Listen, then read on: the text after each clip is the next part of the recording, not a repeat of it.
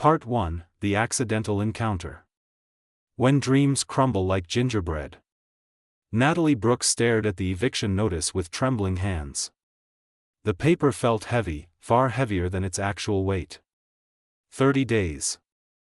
That was all she had left to save Sweet Haven Cafe, the dream she had poured her entire savings into 3 years ago. The small cafe sat on the corner of Maple Street, with its cheerful yellow awnings and window boxes that overflowed with winter pansies. Inside, the walls were painted cream, decorated with vintage photographs of Maplewood Heights from decades past. The smell of fresh bread and cinnamon usually filled the air, but today all Natalie could smell was her own fear. Her phone rang. It was Sophie, her younger sister. "Nat, please tell me you are coming tonight," Sophie said without even saying hello. "Coming where?" Natalie asked, though she already knew. "The Christmas Eve celebration in the town square. Everyone will be there. The tree lighting, the carolers, the hot chocolate stand. You love this event." Natalie glanced at the stack of unpaid bills on her counter. "I have too much work to do." "You always have too much work. When was the last time you did something just for yourself? When did you last smile?" The question hit harder than Natalie expected. She could not remember the last time she felt truly happy, truly free. The cafe had become both her joy and her prison. "Fine," Natalie heard herself say. "I will come for 1 hour. But that is all." Sophie squealed with delight. "Perfect. Wear something nice. You never know who you might meet. A town dressed in magic." That evening, Natalie wrapped herself in her thick burgundy coat and walked the 6 blocks to the town square. The December air was crisp and cold, turning her breath into small clouds. Christmas lights twinkled from every storefront window, and the sound of laughter drifted through the streets. The town square looked like something from a storybook. The massive evergreen tree stood in the center, not yet illuminated, surrounded by wooden stalls selling roasted nuts, handmade ornaments, and steaming mugs of cider. Families bundled in scarves and hats moved through the crowd. Children chased each other around the tree, their giggles bright as bells. For the first time in months, Natalie felt something loosen in her chest. This was why she had stayed in Maplewood Heights instead of moving to the city. This sense of community, of belonging, of home. Natalie, over here, called Rebecca, her best friend since childhood. Rebecca ran the flower shop 2 doors down from the cafe and was setting up a booth selling wreaths for the local animal shelter. Natalie waved and began walking toward her friend. The crowd was thick, full of neighbors greeting each other with warm hugs and holiday wishes. She smiled at Mrs. Patterson, the mayor, who was directing volunteers near the tree. She nodded to Tom Chen, the carpenter who had built her cafe's beautiful wooden shelves. She did not see the electrical cable stretched across the ground. The moment everything changed. Her foot caught the cable. Natalie stumbled forward, arms reaching out to catch herself. Her hand grabbed the nearest solid thing, which happened to be a low branch of the enormous Christmas tree. The tree was still being secured by workers. The moment she grabbed it, she felt it shift. "No, no, no," Natalie whispered, trying to let go. But her charm bracelet, a gift from her late grandmother, had snagged on the string of lights wrapped around the branch. She pulled. The tree tilted. "Watch out," someone shouted. Everything seemed to happen in slow motion. The massive tree swayed, ornaments trembling on every branch. Natalie tugged desperately at her bracelet, but it would not come free. The tree tipped further, and she realized with horror that it was falling directly toward a man in an expensive dark coat. He stood about 10 feet away, his attention focused entirely on his phone. He was tall and broad-shouldered, his posture rigid with authority. Even from a distance, Natalie could tell his coat probably cost more than her monthly rent. "Move," she screamed. He looked up just as the tree came crashing down. The man tried to step back, but he was not fast enough. The top branches engulfed him, and he disappeared into a cascade of green needles and tangled lights. Ornaments shattered across the cobblestone ground, their glass fragments glittering like fallen stars. The tree hit with a tremendous thud that seemed to shake the entire square. Natalie fell forward onto her hands and knees, her bracelet finally breaking free. The entire town square went silent. Even the children stopped running. Slowly, painfully, Natalie looked up through the mess of branches. The man was extracting himself from the tree with sharp, angry movements. He shoved branches aside with barely controlled fury. Pine needles covered his coat and stuck in his dark hair. When he finally stood up and Natalie got a clear look at his face, her stomach dropped straight through the ground. Vincent Harrington. Everyone in Maplewood Heights knew Vincent Harrington. He was the real estate developer who had bought half the commercial buildings in town over the past 18 months. He owned the building that housed her cafe. He was known throughout the region for his ruthless business practices, his unwillingness to negotiate, and his complete lack of warmth or humor. He was also, Natalie could not help but notice, devastatingly handsome. He had strong features, high cheekbones, and eyes the color of steel. His jaw was clenched so tight she thought it might crack. Words like winter wind. "What is wrong with you?" His voice was cold enough to freeze fire. Natalie scrambled to her feet, her face burning with embarrassment. Every single person in the town square was staring at them. Phones were out. People were recording. "I am so sorry," she said quickly. "My bracelet got caught on the lights and I tripped over a cable and I did not mean for any of this to happen. Do you have any idea how much this coat costs?" He brushed at a stain on his sleeve, his movements precise and angry. "I said I was sorry. Sorry does not fix anything." He stepped closer, and Natalie had to tilt her head back to meet his eyes. He was at least 6 feet 3 inches tall, towering over her. Careless. Completely careless. Something inside Natalie snapped. Yes, she had knocked over the tree. Yes, she was mortified. But she did not deserve to be spoken to like she was worthless, like she was nothing. "It was an accident," she said, lifting her chin. "And for your information, you could have moved. You just stood there staring at your phone like the tree was going to politely step around you." His eyes narrowed dangerously. "Excuse me? You heard me. Maybe if you paid attention to the world around you instead of whatever business deal you were reading about, you would have seen the tree falling." Gasps rippled through the crowd. Nobody spoke to Vincent Harrington this way. Nobody dared. His expression went from angry to glacial. "And who are you?" "Natalie Brooks. I run Sweet Haven Cafe on Maple Street. You know, the building you own. The one where you just raised my rent by 40%. Recognition flickered in his eyes. "Miss Brooks. I should have guessed. My property manager mentioned you were struggling with payments." "I am not struggling," Natalie said through clenched teeth, though they both knew it was a lie. "I paid this month." "Barely." "Business is business," Vincent said coldly. "I do not make exceptions." "Right. Because you are all about business. Tell me, Mr. Harrington, when was the last time you did something simply because it was kind? Because it was the right thing to do?"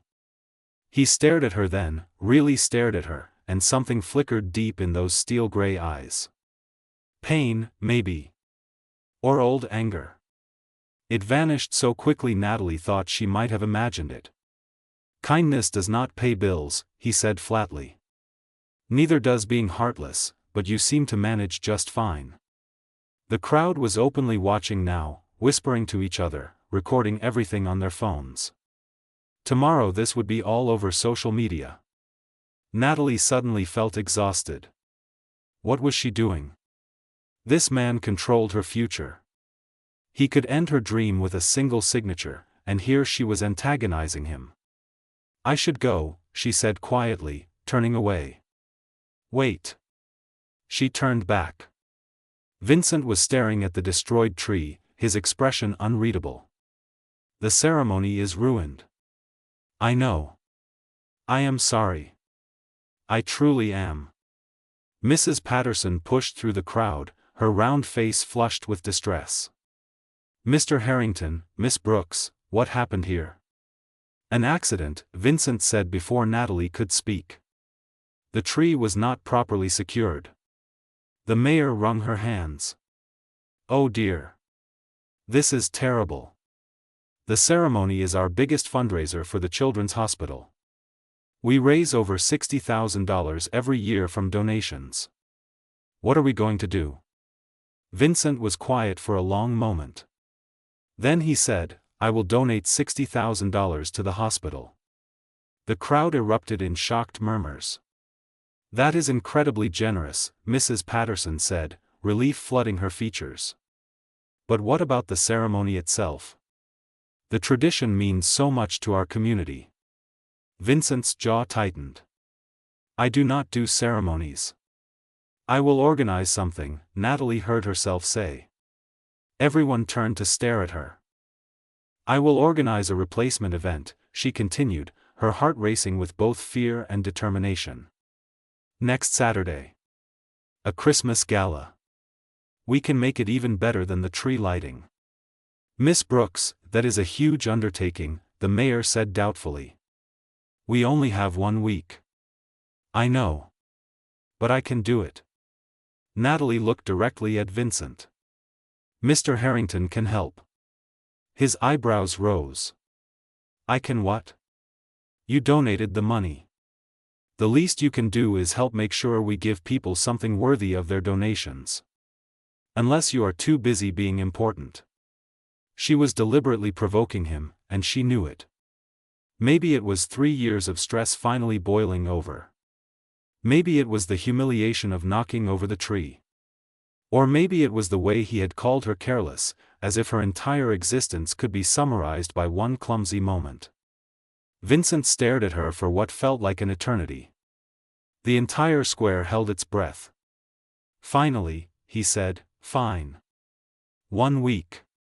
We will plan this gala together. But when it is over, Miss Brooks, you and I are going to have a serious conversation about your cafe lease. It was not a promise. It was a threat. Fine, Natalie matched his cold tone. They stood there in the wreckage of the Christmas tree, surrounded by broken ornaments and tangled lights, locked in a silent battle of wills. Neither of them knew that in 7 days, everything would change. Neither of them knew that sometimes the worst disasters lead to the most beautiful beginnings. But for now, all they knew was this: they were enemies forced into partnership, and someone was going to break first, the morning after disaster. Natalie stood outside Harrington Tower the next morning, clutching her worn notebook filled with gala ideas. The building was all glass and steel, reaching 30 stories into the gray December sky. It looked as cold and unwelcoming as its owner. She had barely slept. Every time she closed her eyes, she saw the tree falling, heard the gasps of the crowd, felt the weight of Vincent Harrington's angry stare. The video had already gone viral. Her phone had been buzzing all night with messages from friends, customers, and complete strangers. But she had made a promise to the town, and Natalie Brooks never broke her promises. Taking a deep breath, she pushed through the revolving doors into the lobby. The reception area was all marble floors and modern art. A woman at the front desk looked up with a professional smile. Natalie Brooks. I have an appointment with Mr. Harrington. The receptionist's eyebrows lifted slightly, as if surprised that Vincent actually met with regular people. 28th floor. His assistant Grace will meet you. The elevator ride felt like ascending toward her own execution. When the doors opened, a kind-looking woman in her 50s with silver-streaked hair greeted her warmly. Miss Brooks, I am Grace. Mr. Harrington's executive assistant. She leaned in and lowered her voice. I should warn you. He is in a particularly difficult mood this morning. Is he ever not in a difficult mood? Natalie muttered. Grace's eyes twinkled with amusement. Fair point. Follow me. Behind the ice wall. Vincent's office was enormous. Floor-to-ceiling windows overlooked all of Maplewood Heights. He stood with his back to the door, phone pressed to his ear, his voice sharp and commanding. I do not care about their excuses. The project deadline does not change. Find a solution or find new contractors. He ended the call without saying goodbye and turned around. Today he wore a charcoal suit that fit him perfectly. His dark hair was styled precisely. Those steel-gray eyes were sharp and alert, like he had been awake for hours. Miss Brooks. You are on time. That is something, he said coolly. It is called basic respect, Natalie replied, sitting in one of the leather chairs without being invited. You should try it sometime. His jaw tightened, but he sat across from her. Let us not waste time. What is your plan for this gala? Natalie opened her notebook, trying to ignore how nervous she felt. I thought we could use the community center. It has a large hall. We could decorate with lights and maybe get local businesses to donate supplies. No. She looked up. No. The community center is too small and outdated. If we are doing this, we do it properly. He pulled out a tablet, swiping through images. The Maplewood Grand Hotel has a ballroom that seats 300 people. I own it. We will use that. I cannot afford to rent a ballroom at the Grand Hotel. I am not asking you to pay for it. Consider it my contribution beyond the donation. Natalie blinked in surprise. That was actually generous. Suspiciously generous. What is the catch? No catch. I do not do things halfway. He continued swiping.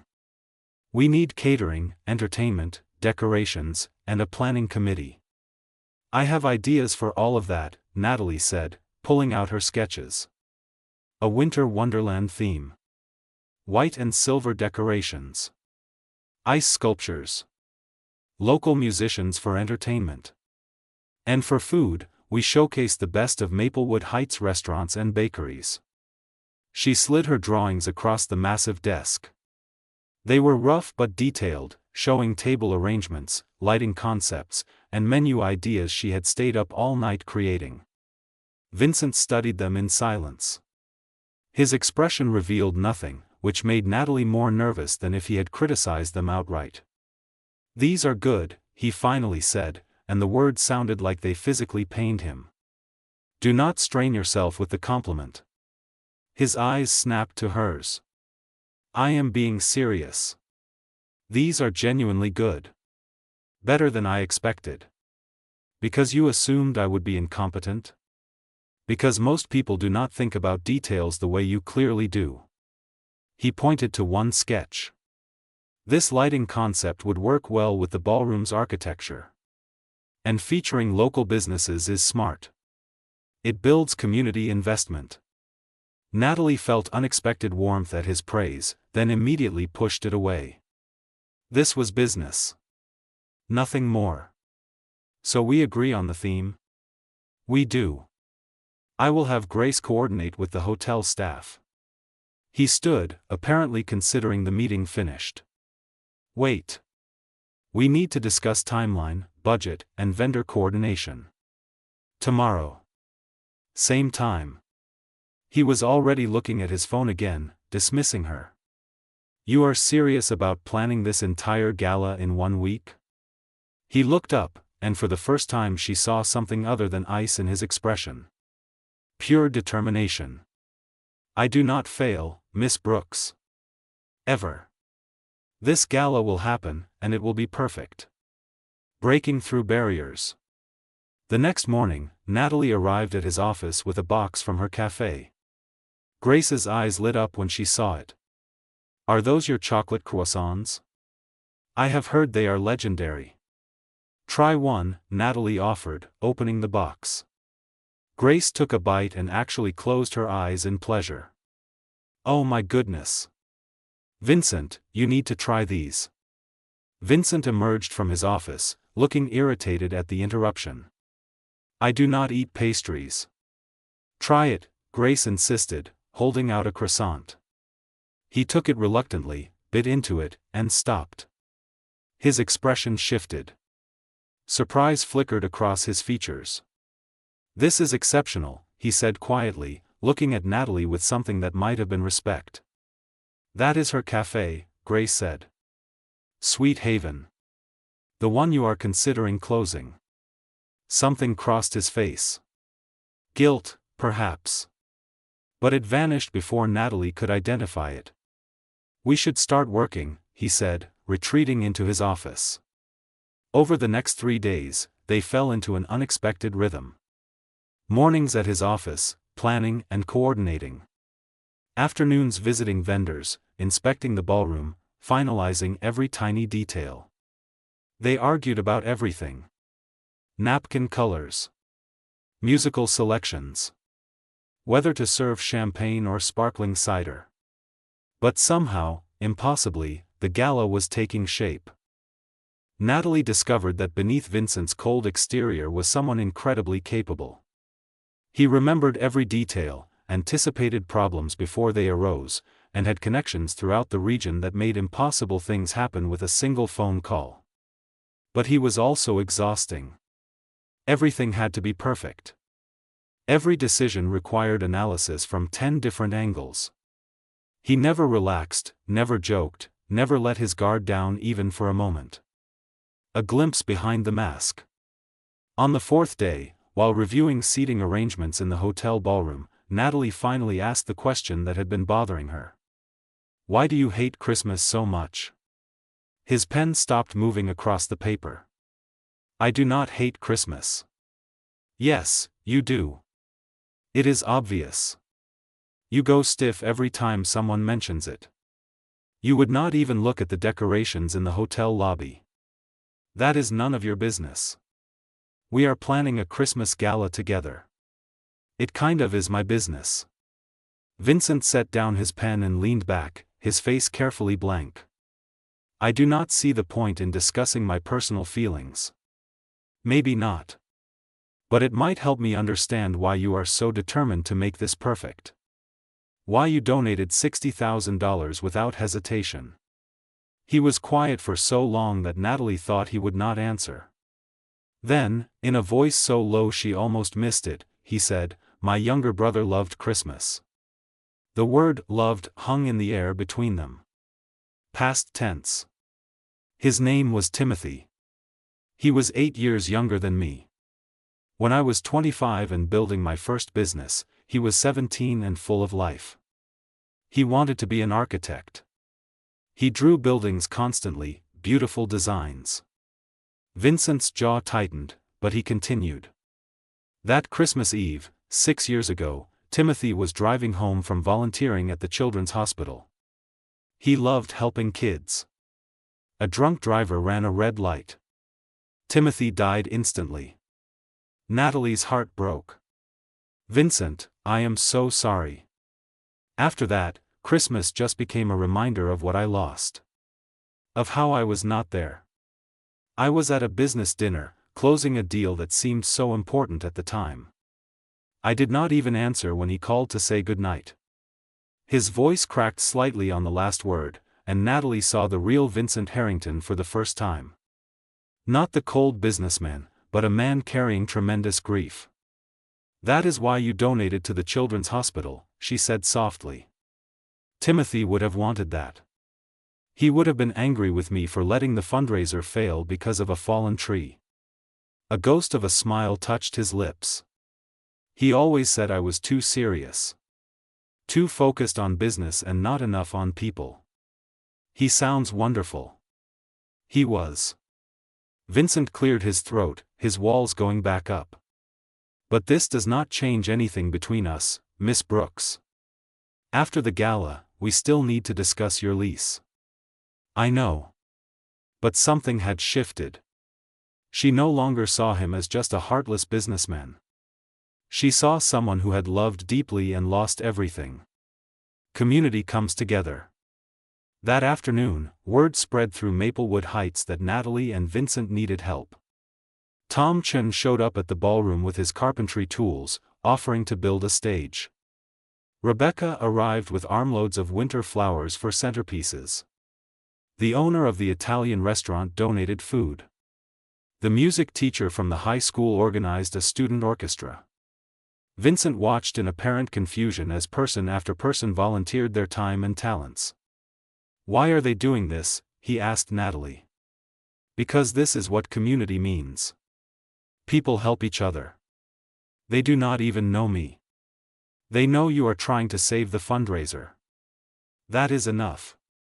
Sophie appeared with hot chocolate for everyone, grinning at Natalie. "So this is the famous Vincent Harrington. He is much better looking than the newspapers suggest." Natalie's face burned. "Sophie, please." But Vincent's lips actually twitched. Almost a smile. As the sun set and volunteers continued working, Vincent pulled Natalie aside. "Thank you," he said quietly. "For what?" "For pushing me to do this. For showing me something I had forgotten." "What is that?" "That maybe Timothy was right. Maybe there is more to life than business deals and profit margins." He looked at her then, really looked at her, and Natalie felt her breath catch. In the soft glow of the ballroom lights, with his guard finally lowered, Vincent Harrington was not just handsome. He was beautiful. And she was in serious trouble, because despite everything, despite the lease and the arguments and the knocked-over tree, her heart was starting to open. The gala was in 3 days. Everything was about to change. The night everything changed. Saturday evening arrived with fresh snow falling gently over Maplewood Heights. Natalie stood in her small apartment, staring at her reflection in the mirror. She wore a silver dress that Sophie had insisted she buy, simple but elegant, with delicate beading across the bodice. Her hands trembled as she fastened her grandmother's pearl earrings. Tonight was the gala. Tonight would determine if she had saved the town's tradition or failed spectacularly in front of everyone. Tonight she would see Vincent Harrington again, and her heart would not stop racing at the thought. "You look beautiful," Sophie said from the doorway, already dressed in deep blue velvet. "I look terrified." "You look like someone who is about to pull off something amazing." Sophie hugged her tight. "And maybe someone who is falling in love." "I am not falling in love," Natalie protested weakly. "Right. That is why you have been smiling at your phone every time he texts. That is why you spent an hour choosing that dress." Natalie could not argue because Sophie was right. Somewhere between the arguments and the planning sessions, between the fallen tree and the shared grief, she had started caring about Vincent Harrington. Not the cold businessman everyone feared, but the man beneath who still mourned his brother and was learning to feel again. But it did not matter. After tonight, he would still raise her rent. She would still lose her cafe. They lived in different worlds. "Come on," Sophie said gently. "Your gala awaits. A winter wonderland come to life." The Maplewood Grand Hotel ballroom looked like something from a fairy tale. White lights draped from the ceiling like stars. Silver decorations caught the glow and scattered it across the room. Ice sculptures of angels and reindeer stood in corners. Round tables covered in white linens held centerpieces of winter roses and frosted pine branches. The local orchestra was setting up on the stage Tom Chun had built. Waiters in crisp uniforms moved efficiently, preparing trays of appetizers from Maplewood Heights' best restaurants. The smell of cinnamon and vanilla filled the air from the dessert table showcasing treats from 5 local bakeries, including Natalie's famous chocolate croissants. Over 300 people had purchased tickets. Every table was full. The donations had already exceeded $70,000. They had done it. Against all odds, in just 1 week, they had created something magical. "Natalie, this is incredible," Mrs. Patterson said, her eyes shining with tears. "You and Mr. Harrington have given our town something truly special." But Vincent was nowhere to be seen. Natalie checked her phone. Nothing. She had not heard from him since yesterday afternoon when he said he needed to handle something important. He had promised he would be here. Grace appeared at her elbow, looking worried. He is coming. He just called. He will be here soon. Is everything okay? I think so. He just had something he needed to take care of. Grace squeezed her hand. You look lovely, dear. That color suits you. The gala officially began at 7. Guests arrived in their finest clothes, exclaiming over the decorations. The orchestra started playing soft holiday music. Waiters circulated with champagne and sparkling cider. Laughter and conversation filled the beautiful space. But Natalie could only watch the entrance, waiting. When the ice finally melts. Vincent arrived at 7:30, and Natalie's breath stopped. He wore a perfectly tailored black suit with a silver tie that matched her dress exactly. His dark hair was styled back from his face, emphasizing those sharp cheekbones and intense gray eyes. But it was not his appearance that made her heart skip. It was the way he looked at her. He crossed the ballroom with purpose, never taking his eyes off her. When he reached her, he said simply, "You look stunning. You are late." "I know. I am sorry. I had something important to handle." He glanced around the ballroom, and something softened in his expression. "This is beautiful, Natalie. Better than I imagined." It was the first time he had called her by her first name. Not Miss Brooks. Just Natalie. "We did it together," she said. "No. You did this. I just helped with logistics. The vision, the heart, the community spirit, that was all you." Before she could respond, Mrs. Patterson approached with a microphone. "Mr. Harrington, Miss Brooks, would you say a few words to our guests?" Vincent looked uncomfortable, but he took the microphone.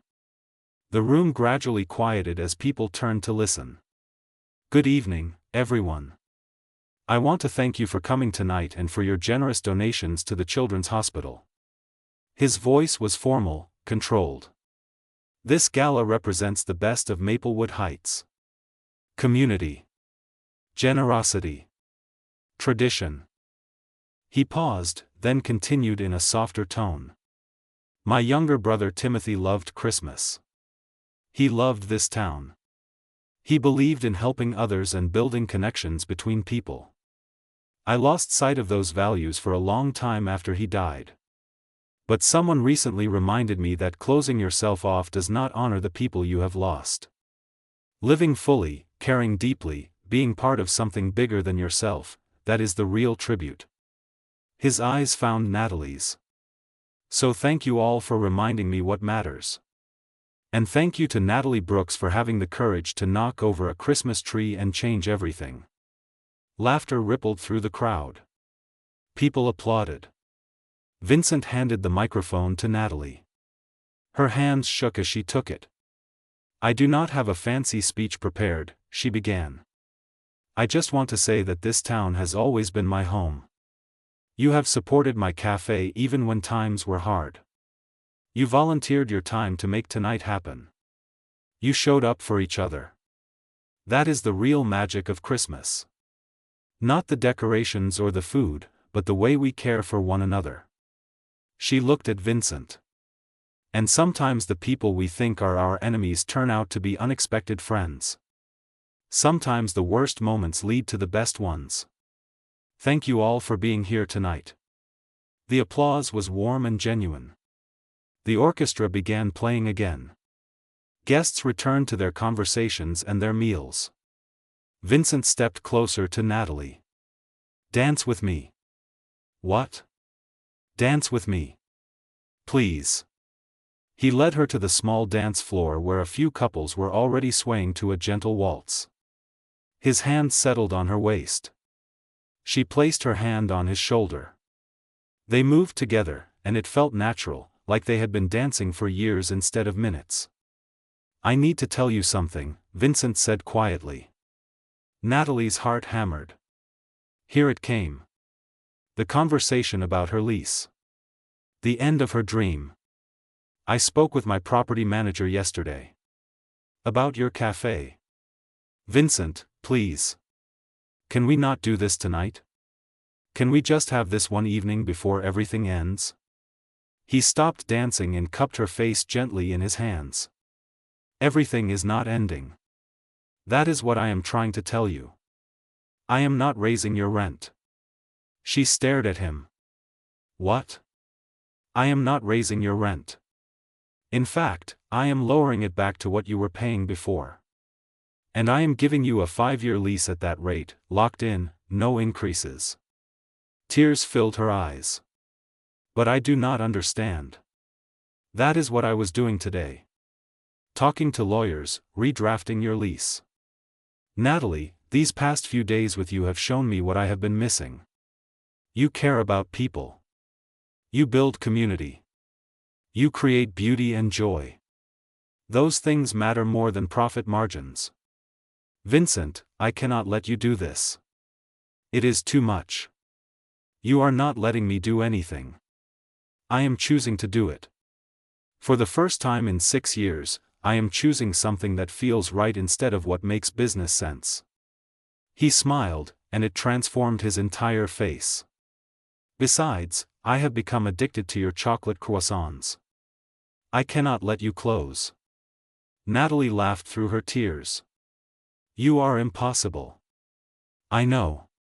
But I am trying to be better. You make me want to be better. Love declared under starlight. He pulled her close again, and they continued dancing. Around them, the gala sparkled and hummed with life. But Natalie was only aware of Vincent's arms around her, his steady heartbeat, the way he looked at her like she was something precious. I need to tell you something else, he said, his voice rough with emotion. I am falling in love with you, Natalie Brooks. I think I started falling the moment you yelled at me about looking at my phone too much. You were fierce and brave and completely unimpressed by my money or my reputation. You saw me, really saw me, even when I was trying so hard to hide. Her heart felt too big for her chest. I am falling in love with you too. You are not the cold businessman everyone thinks you are. You are someone who loved your brother so much that losing him broke your heart. Someone who is capable of tremendous generosity and kindness when you let yourself feel. Someone worth knowing. He kissed her then, soft and gentle, there on the dance floor in the middle of the gala. Around them, guests noticed and began applauding.